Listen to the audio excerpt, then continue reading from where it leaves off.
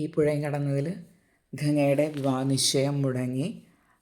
ശാരദ എൻ്റെ മകളെ വിനീതാണ് വിവാഹം കഴിക്കുക എന്ന് അനൗൺസ് ചെയ്ത് നിൽക്കുകയാണ്.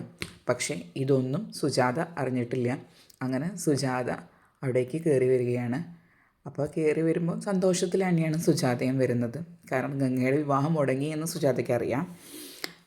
അങ്ങനെ സുജാത പറയും, സാരമില്ല, വിവാഹം മുടങ്ങിയത് വിഷമിക്കേണ്ട കാര്യമൊന്നുമില്ല, നമുക്കിഷ്ടപ്പെട്ട ആളെയാണ് നമ്മൾ വിവാഹം കഴിക്കേണ്ടത് എന്നൊക്കെ പറഞ്ഞ് ഗംഗയെ ഉപദേശിക്കും. അപ്പോഴാണ് മുത്തശ്ശി പറയുക,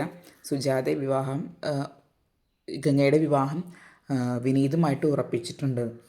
അപ്പോൾ സുജാത ചോദിക്കും, എൻ്റെ മകൻ വിനീതുമായിട്ടാണോ ഉറപ്പിച്ചിട്ടുള്ളത്?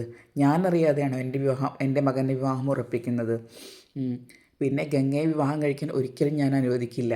കാരണം ഗംഗയുടെ മുടി മുതൽ അടി വരെ വിഷമാണ്, ഒരിക്കലും അവളെ വിവാഹം കഴിക്കാൻ ഞാൻ അനുവദിക്കില്ല എന്ന് പറഞ്ഞ് സുജാത വളരെ വാശിയിൽ തന്നെയാണ് നിൽക്കുന്നത്. അപ്പോഴാണ് അവിടേക്ക് വിനീത് വരുന്നത്. അങ്ങനെ വിനീത് വന്നു കഴിഞ്ഞപ്പോൾ വിനീത് പറയും, അമ്മ ഇങ്ങനെ ആവശ്യമില്ലാതെ വഴക്കൊന്നും ഉണ്ടാക്കണ്ട. കാരണം ഗംഗയെ വിവാഹം കഴിക്കാം എന്ന് പറഞ്ഞിട്ടുള്ളത് ഒരു ആൺകുട്ടിയാണ്, അതായത് ഒരച്ഛന് പിറന്ന ആൺകുട്ടി, അമ്മയുടെ മകൻ. അതുകൊണ്ട് ഞാൻ ഗംഗയെ എന്തായാലും വിവാഹം കഴിക്കും എന്ന് പറയും. എന്നാലും അതിനിടയ്ക്ക് ശാരദ സുജാതയുടെ കാല് പിടിക്കുന്നുണ്ട്. എൻ്റെ മകളെ വഴിയാധാരമാക്കരുത്, ഈ വിവാഹത്തിന് സമ്മതിക്കണം. ഞാൻ സുജാതയോട് ചോദിക്കാതെ വിവാഹം ഉറപ്പിച്ചത് തെറ്റ് തന്നെയാണ്, അതെൻ്റെ മാത്രം തെറ്റാണ്. പക്ഷേ സുജാത ഇതിൻ്റെ പേരിൽ പ്രശ്നങ്ങൾ ഉണ്ടാക്കരുത് എന്നും ശാരദ പറയുന്നുണ്ട്. അങ്ങനെ അപ്പോൾ വിനീത് പറയും, അമ്മ ഇപ്പോൾ പോകൂ, അമ്മ ആവശ്യത്തിലധികമുള്ള വഴക്ക് ഇവിടെ പറഞ്ഞു കഴിഞ്ഞിട്ടുണ്ട്.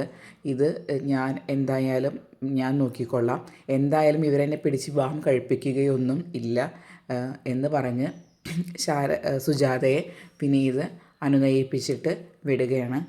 അപ്പോൾ നമ്മുടെ മുത്തശ്ശി പറയും, നമ്മുടെ വിനീത് വളരെ നല്ല പയ്യനാണ്, ഏത് പെണ്ണും ആഗ്രഹിക്കുന്ന പോലെ നല്ല മനസ്സുള്ള ഒരു പയ്യൻ. അങ്ങനെ ആ സീൻ അവിടെ കഴിയുകയാണ്. പിന്നെ കാണിക്കുന്നത് നമ്മുടെ വിനീതിനെയാണ്. വിനീത് തയ്യൽ കടയിൽ പോയിരുന്ന് ഒരു ചുരിദാറൊക്കെ പിടിച്ച് ഇങ്ങനെ സ്വപ്നം കാണുകയാണ്. വിനീതും ഗംഗയും തമ്മിലുള്ള ഒരു റൊമാൻറ്റിക് മൊമെൻറ്റ്സൊക്കെ വിനീത് ഇങ്ങനെ ഓർക്കുകയാണ്. അങ്ങനെ ഓർക്കുന്നതിനിടയ്ക്ക് നമ്മുടെ വിനീതിൻ്റെ കൂട്ടുകാരൻ അങ്ങോട്ട് കയറി വരുന്നുണ്ട്. അങ്ങനെ കയറി വന്ന ഉടനെ ചോദിക്കും, എന്തോ ദിവാസ്വപ്നം കാണുകയാണെന്ന് തോന്നുന്നല്ലോ. അപ്പോൾ വിനീത് പറയും, അതെ, ഞാനൊരു ചെറിയ സ്വപ്നം കാണുകയാണ്. എനിക്കെൻ്റെ ഗംഗയെ നന്നായി നോക്കണം.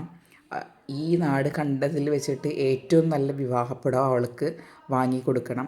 ഈ നാട്ടിൽ ആരും കൊടുക്കാത്ത അത്രയും മനോഹരമായ ഒരു വിവാഹപ്പുടവ അവൾക്ക് വാങ്ങിക്കൊടുക്കണം. അപ്പോൾ നമ്മുടെ കൂട്ടുകാരൻ പറയും, അതൊക്കെ നമുക്ക് വാങ്ങാം, എവിടെ പോയാലും ഈ ഭൂമിയുടെ ഏതറ്റത്ത് പോയാലും നീ ആഗ്രഹിക്കുന്ന പോലെ നല്ലൊരു വിവാഹപ്പുടവ അവൾക്ക് വാങ്ങിക്കൊടുക്കാം.